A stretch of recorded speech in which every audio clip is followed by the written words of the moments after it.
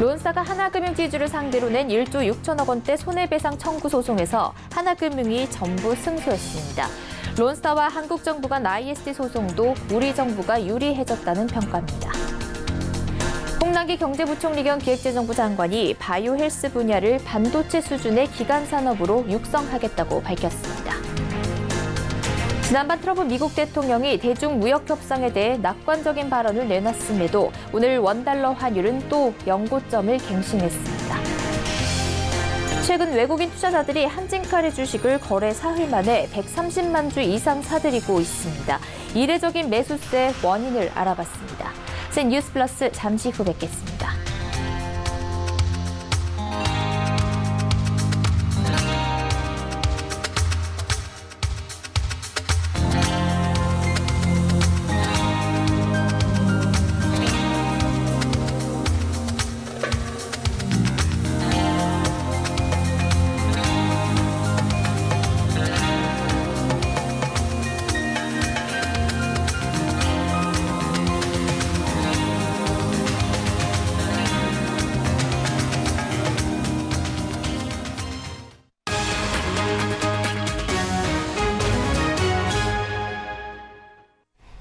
시청자 여러분 안녕하십니까? 센 뉴스 플러스 양한나입니다.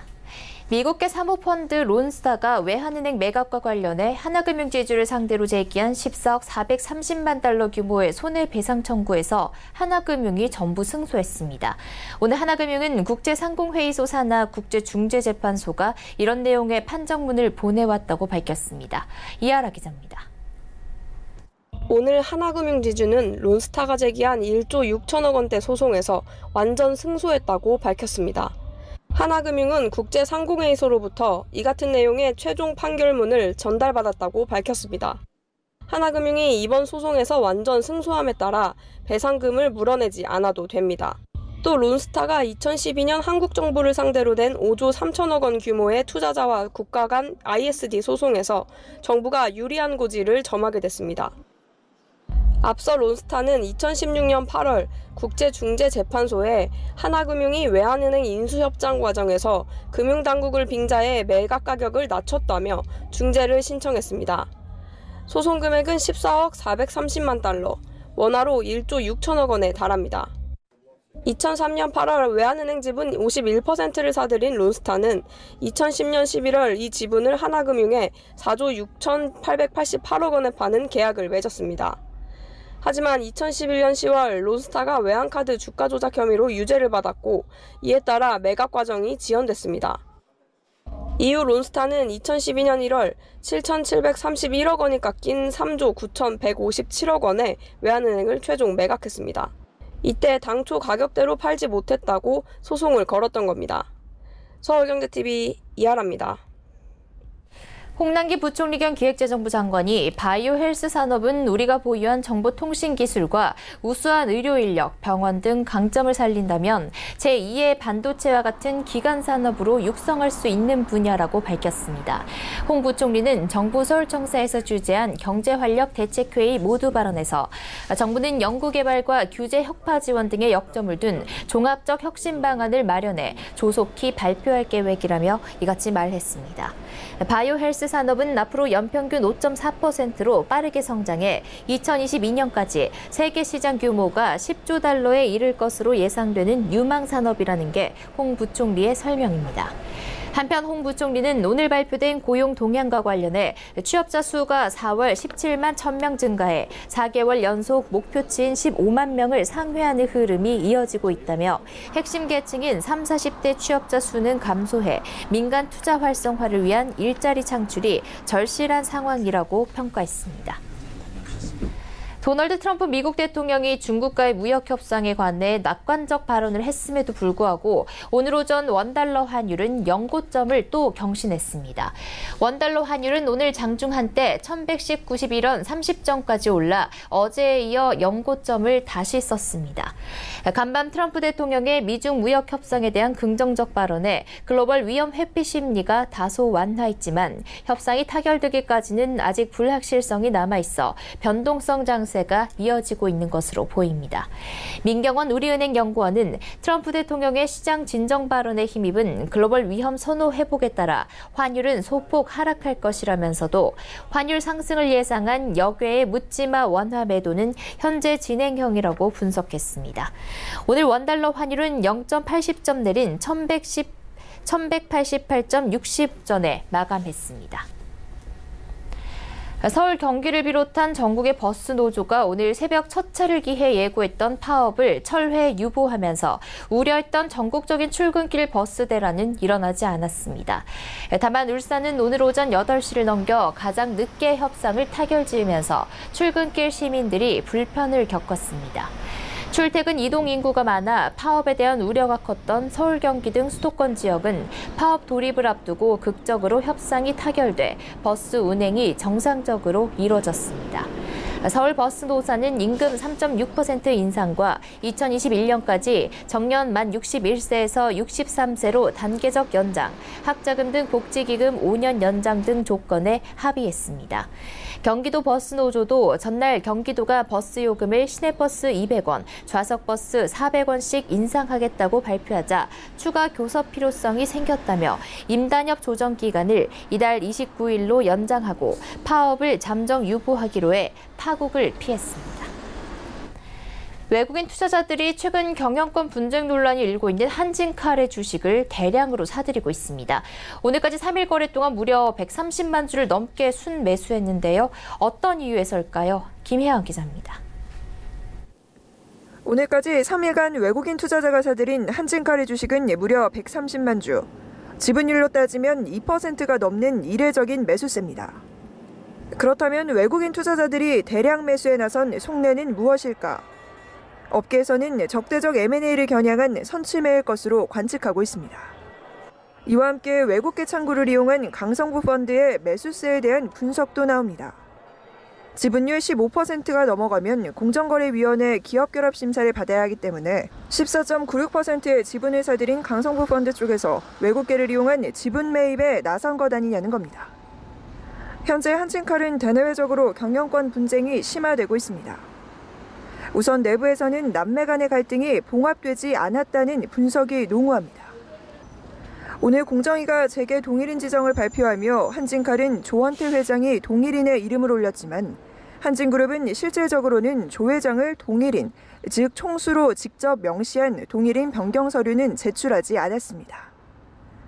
이는 곧 조양호 회장의 지분 정리가 되지 않았다는 걸 의미하는 건데 가뜩이나 지분율 차이가 거의 없는 3남매 간의 갈등설이 현실화되면 경영권을 놓고 결국 장내 지분 경쟁이 벌어지면서 주가가 더 오를 수 있다고 판단해 매수세가 몰렸다는 겁니다.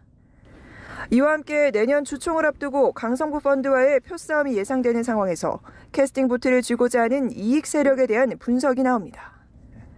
외부에서는 강성구 펀드가 호시탐탐 한진칼의 경영권을 노리고 있습니다. 현재 한진칼의 2대 주주인 사모펀드 KCGI는 조 회장 일가의 경영 참여를 반대하며 야금야금 지분을 사들이고 있습니다. 서울경제TV 김혜영입니다. 오는 20일부터 스위스에서 WHO 총회가 개최됩니다. 이번 총회에서 가장 관심을 모으는 건 게임 중독에 질병 코드를 부여하는 겁니다. 질병 코드가 부여되면 게임 중독을 정부 차원에서 관리하게 되기 때문입니다. 이와 관련해 업계는 산업의 위축이 우려된다며 반발하고 있습니다. 이소영 기자입니다.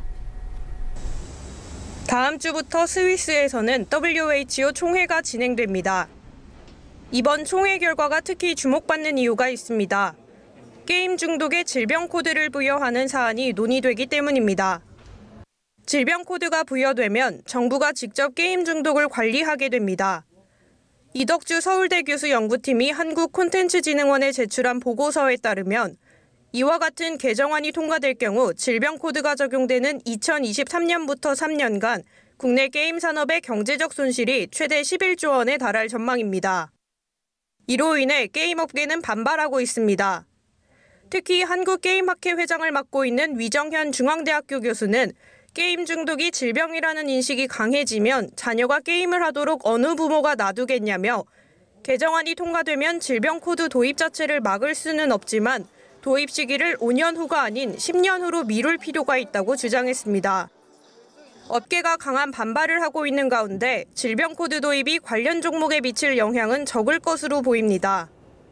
김동희 메리츠종금증권 연구원은 질병 등재 관련 소식은 지난해부터 논의가 된 이야기인데다가 등재가 된다고 해도 이미 셧다운제 등을 시행하고 있는 상황에서 추가적으로 제약을 걸 수 있는 방안이 마땅치 않다며 게임 산업에 대한 인식이 악화될 수는 있지만 직접적으로 관련 업체 주가에 미치는 영향은 제한적일 것이라고 분석했습니다. 서울경제TV 이소연입니다.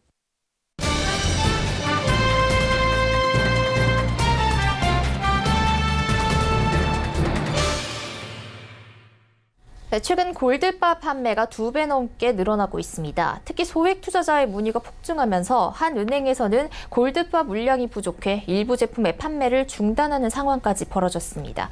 금으로 자금이 몰리고 있는 건데요. 배경이 어떻게 되는지 이보경 기자와 이야기 나눠보겠습니다. 안녕하세요. 이 기자, 우선 최근에 금 거래량이 정확히 얼마나 늘었다는 겁니까? 네, 이 한국거래소에 따르면 이달 들어서 금 시장의 일평균 거래량이 42.9kg에 달합니다. 이달 들어서 전달에 비해서 94.6%나 증가한 건데요. 이 3월과 비교를 하면 2.5배로 늘어난 수준입니다. 특히 무엇보다도 이 개인들의 금매수세가 좀 두드러지게 나타나고 있는데요. 개인 순매수량은 3월에서 4월 27% 넘게 증가하고 있습니다. 주로 개인 고객들의 자산 관리용으로 금을 구매하고 나는 이 은행들의 순매수량도 같이 급증을 했고요. 이렇게 급격하게 수요가 몰리면서 일부 은행, KB국민은행의 경우에는 골드바 판매를 중단을 하는 사태까지 벌어졌습니다. 관계자의 얘기 들어보시죠. 최근에 이제 고객분들 뵈면 개인적인 모임 한번 하시고 나면 꼭 은행 한번 오셔서 너무 불안하다 이런 얘기 많이 하시고, 그래서 1,190원인데도 불구하고 달러 사려고 하시는 분들, 그다음에 금 투자하려고 하시는 분들이 많아진 것 같아요. 네, 이렇게 개인들이 금을 많이 찾는 걸 보면 최근 금 가격이 많이 오르고 있나 봐요. 네, 그렇지는 않습니다. 이 국제 금 시세는 최근 2달간 크게 오르지는 않았습니다. 그런데도 금 거래가 급증하고 있어서 그 배경에 관심이 몰리는데요. 다만 환율이 올라서 국내 금값은 좀 많이 올랐습니다. 국제 금 시세는 1.7% 오른 데 비해서 원달러 환율이 6% 이상 치솟으면서 우리 돈으로 금을 사는 가격은 8% 이상 급증했습니다. 네, 금 가격이 올랐는데도 여전히 금 수요가 많다고 하던데 이게 미중 무역 전쟁으로 인한 안전자산 선호 심리가 강해진 게 이유일까요? 네, 그렇습니다. 이 미중 무역 전쟁이 확대가 되면서 이 환율이 급등을 했습니다. 그러면서 이 자산 가치 변동성이 상대적으로 좀 작은 금에 대한 선호 현상이 나타나고 있는 겁니다. 네. 그런데 이런 대외적인 이유 말고도 우리 국내 내부적인 원인도 있다고요? 네, 맞습니다. 이 최근 자금이 금으로 쏠리는 현상이 나타나는 배경은 내부적인 이유도 좀 있는데요. 이 전문가 얘기 먼저 들어보시겠습니다. 금값은 지금 올라 있는 겁니다. 근데 올라 있는데 상황에도 불구하고 이제 거래량이 좀 늘어난 게 의아한 현상이죠. 첫 번째 요인은 화폐 단위 개혁. 그다음에 이제 정책 토론회가 이제 생긴다거나 이제 이런 게 대두되다 보니까 그런 것 같고요. 변경은 지난 3월 이주열 한국은행 총재가 처음 발언을 하면서 이 시장의 주목을 받았습니다. 그 이후에는 정치권의 논의가 계속되고 있는 상황인데요. 지난 13일에는 국회에서 리디노미네이션 정책 토론회가 열리기도 했습니다. 현 정부의 경제 정책에 대한 좀 불안감이 커지고 있는 상황에서 화폐 단위 변경 가능성까지 제기가 되면서 화폐 가치 변동성을 좀 회피하려는 성향들이 나타나고 있는 것입니다. 네. 최근에 그 골드바 판매 폭증 현상에 대해서 이보경 기자와 이야기 나눠봤습니다. 감사합니다.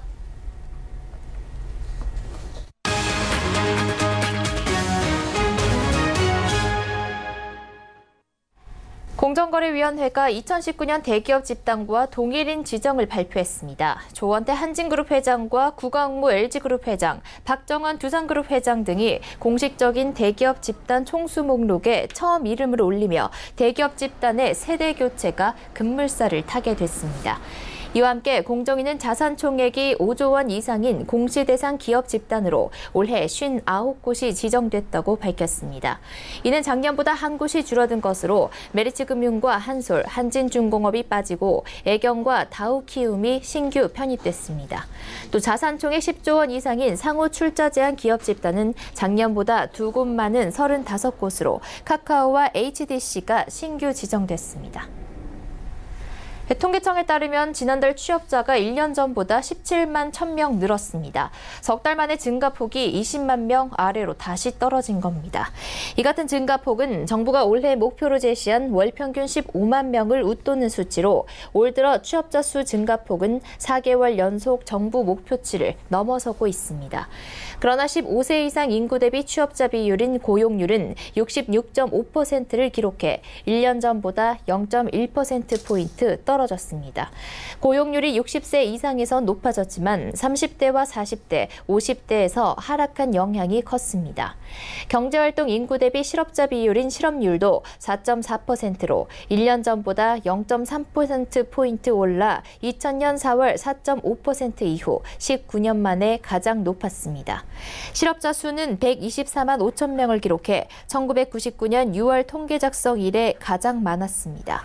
통계청은 지방직 공무원 시험 접수 일정 조정이라는 일시적인 변수 때문이라고 풀이했습니다. 정부가 향후 20년간 추진할 대도시권 광역교통망 계획을 수립하기 위한 본격적인 절차에 돌입했습니다. 국토교통부 대도시권 광역교통위원회는 최근 제2차 대도시권 광역교통 기본계획과 이를 실행할 제4차 대도시권 광역교통 시행계획 수립 용역에 착수했다고 밝혔습니다. 용역 수행기관은 한국교통연구원 컨소시엄으로 내년까지 1년 8개월간 진행합니다. 광역교통 기본계획은 대도시권 광역교통정책의 비전과 목표, 추진 전략을 마련하는 최상위 종합교통계획으로 기간은 2021년부터 2040년까지 20년입니다. 이 기본계획의 5년 단위 실천계획인 광역교통 시행계획은 권역별 교통량과 통행시간을 분석해 광역교통축을 선정하고 혼잡도 개선을 위한 교통시설 확충 운영 방안을 제시합니다. 위원회는 이번 용역을 통해 대도시권 광역교통정책 로드맵을 완성하고 그간 원활히 진행되지 못했던 간성급행버스와 환승센터 사업 전략도 제시할 계획입니다. 정재송 코스닥협회장이 코스닥 기업의 신성장 동력 발굴을 위해 첨단 산업 분야에 대한 남북협력 논의 등 남북경제협력 문제에 앞장서겠다고 밝혔습니다. 오늘 열린 코스닥협회 창립 20주년 세미나에서 축자를 맡은 정재송 회장은 남북경협은 코스닥 기업의 새로운 기회가 될 것이라며 이같이 말했습니다. 남북경제협력을 주제로 열린 이번 세미나에서는 정세현 한반도 평화포럼 이사장이 기조연설을, 김동수 율촌 북한 팀장이 코스닥 기업을 위한 남북경협 성공 노하우를 주제로 강연을 진행했습니다. 마지막 연사로 나선 양문수 북한대학원대학교 부총장은 남북경협이 이뤄질 경우 한중 혹은 한베트남 간 분업 구조와 유사한 협력 방식을 취할 수 있다며 신남북경협 시대의 개막 가능성에 대해 설명했습니다. 공고문 읽어주는 남자 공익남 벌써 4번째 시간입니다. 부동산TV 유민우 기자 나와 있습니다. 유 기자, 이번엔 어떤 단지 살펴볼까요? 네, 오늘 공고문을 통해 살펴볼 단지는 세종시의 우미건설이 짓는 세종 린스트라우스입니다. 이 단지의 가장 큰 특징은 아래로 상업시설이 들어서 있고 그 위로 아파트가 올라가 있는 주상복합 단지인데요. 최고 42층 세개동 규모의 총 465가구가 들어섭니다. 네, 오늘은 수도권이 아닌 세종시에 들어설 단지를 한번 파헤쳐 볼 텐데요. 세종시 부동산 시장 분위기가 요즘 좀 어떤지 궁금합니다. 지방 분양시장이 작년부터 울상이라고요? 네, 세종시 같은 경우에는 지난해 부동산 시장이 가라앉는 가운데도 분양에서는 선방을 이어왔다는 평가입니다. 아파트 단지 5곳이 청약에 나섰는데 모두 1순위 청약 마감에 성공했습니다. 또 세종시는 전국 17개 시도 가운데 미분양이 없는 청정지역으로 꼽히고 있는데요. 또 세종 린스트라우스는 올해 세종시에서 처음으로 공급되는 단지입니다. 그렇다 보니까 이 단지의 청약 성적이 세종시 부동산 시장을 전망할 수 있는 가늠자 역할을 할 것으로 보입니다. 네, 이제 본격적으로 공고문 살펴보겠습니다. 세종시는 공공기관이 털을 닦은 곳이라 공공택지인데요. 여기도 분양가 상한제가 적용이 됩니까? 네, 그렇습니다. 먼저 공고문을 살펴보면 이렇게 세종시 같은 경우에는 분양가 상한제가 적용되는 민영주택이라는 것이 나와 있습니다. 이 단지의 3.3제곱미터당 평균 분양가는 1,164만 원대이고요. 그리고 전용 면적 84제곱미터 A타입 중층을 기준으로 분양가는 3억 9천만 원에서 4억 원대입니다. 이 분양가 상한제다 보니 세종시가 투기지역으로 묶여 있고 또 이렇다 보니까 분양권 전매 제한 기간도 있는데요. 이게 좀 아래에 좀 나와 있지만 일반 공급으로 분양받았다면 소유권 이전 등기일 그 입주 시점까지 분양권 전매가 제한됩니다. 또 특별 공급으로 받았다면 5년 동안 전매가 제한된다는 점 유의하셔야겠습니다. 또 세종시는 규제 지역이라서 분양권을 전매하면 보유기간과 상관없이 50%의 양도소득세를 물어야 합니다. 이 투자 목적으로 청약통장을 쓸 분들은 이 점을 꼭 유의하셔야겠습니다. 네, 다음 페이지를 한번 살펴보겠습니다. 이게 만약에 분양권을 불법 거래하다 적발되면 이 주택법에 따라 주택공급계약이 취소될 수도 있고 형사처벌까지 받을 수 있다는 점도 꼭 청약자들은 유의하셔야겠습니다. 네, 앞서 특별공급 이야기 잠깐 해주셨는데요. 세종시 아파트는 서울이나 각지에서 옮겨온 공무원에게 우선 분양받게끔 해주고 있는데 이 특별공급이 어떤 건지도 자세히 짚어주시죠. 네, 그렇습니다. 공고문 첫 페이지에 이렇게 특별공급에 관한 내용이 길게 나와 있습니다. 이렇게 보면 세종시 같은 경우에는 그 이전 기간 종사자들에게 이 절반을 우선 공급한다고 이렇게 나와 있는데요. 그다음에 만약 여기서 미달이 난다면 일반 분양 물량으로 전환이 된다는 거고요. 또 지난번에 소개한 위례 신도시 단지들과 달리 청약 접수 자격은 까다로운 편이 아닙니다. 이 어디에 사는지 관계없이 청약을 할 수 있지만 1년 이상 세종시에 거주한 사람에게 먼저 기회가 돌아간다는 점 유념하셔야겠습니다. 이게 다음 페이지를 한번 보시겠습니다. 이 세종시가 특별공급이 이렇게 많다 보니까 그 린스트라우스 같은 경우에는 일반 분양 물량이 많은 편은 아닙니다. 이전 기간 종사자에게 50%가 돌아가다 보니까 111가구가 일반 분양 물량으로 나와 있는데요. 그렇기 때문에 공무원이 아니라면 일반인에게 돌아가는 물량이 워낙 적어서 이 점이 수요자의 사기를 떨어뜨릴 수도 있겠습니다.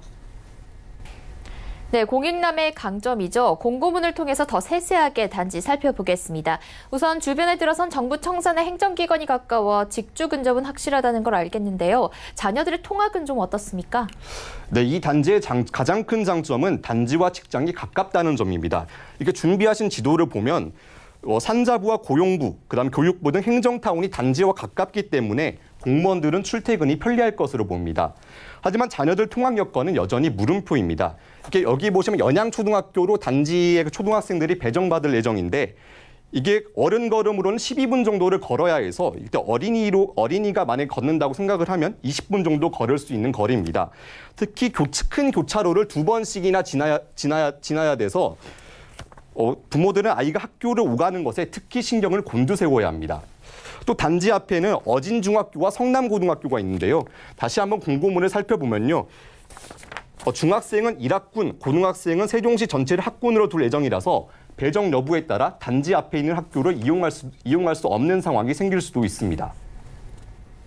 네, 공고문을 통해 출퇴근과 자녀 통학 환경까지 한번 살펴봤는데요. 주변에 논란이 될 만한 혐오 시설은 없습니까? 네, 아무래도 세종시가 계획도시다 보니까 공고문상으로 크게 눈에 띄는 혐오시설은 들어오지 않았습니다. 이 단지 조감도를 한번 살펴보겠습니다. 이 단지는 방금 말씀드린 것처럼 아파트가 아니라 여러 상업시설 그리고 커뮤니티 시설이 들어오기 때문에 이 하나이동에 전부 들어가는 주상복합단지입니다. 이 공고문으로 다시 돌아와서요. 이렇게 단지 안에 조경이나 보도, 공용시설들은 그 이용자들이 공동으로 사용하기 때문에 쓰레기나 소음 등 여러 문제들이 발생할 수 있다는 점 꼭 유념하셔야겠습니다. 네, 그럼 마지막으로 청약 일정 간략하게 짚어주시죠. 네, 세종 린스트라우스는 오늘 특별 공급을 시작으로 본격적인 청약에 돌입합니다. 내일은 1순위 청약이 예정돼 있는데요. 특공을 제한 111가구를 두고 치열한 경쟁이 펼쳐질 것으로 보입니다. 네, 이번 주 공고문 읽어주는 남자, 세종시에 분양하는 주상복합단지에 대해서 알아봤습니다. 유 기자, 감사합니다. 감사합니다.